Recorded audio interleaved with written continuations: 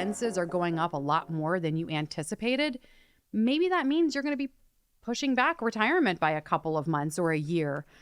Talk to your advisor. Find out if you have taken inflation into account when your financial plan was being built. Can you afford these new expenses that you have if it goes on for a couple of years? And if not, that's when you may want to consider pushing back retirement if you need to.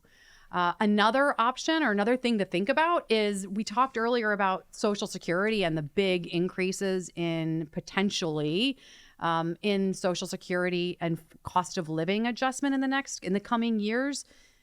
Well, a great way to take advantage of this is if you haven't already taken Social Security, maybe you consider pushing it back, because the longer you wait to take it, the more you get. And now that cost of living adjustment is going to be based on the new higher amount. I think this is all really good advice because, again, it allows you to focus on the data points around inflation that are actually affecting you, as opposed to feeling overwhelmed by the data points that have nothing to do with the way you're living your life.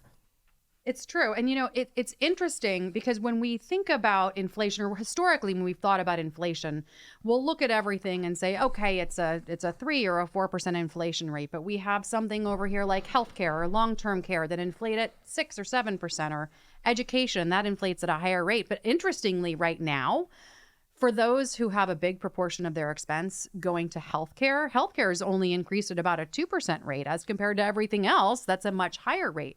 So it really is important to think about your specific, I'll call it budget, day-to-day expenses, and what exposure you have and what it could mean for you in the future. And talk to your advisor about whether or not you need to make adjustments to your financial plan because of it.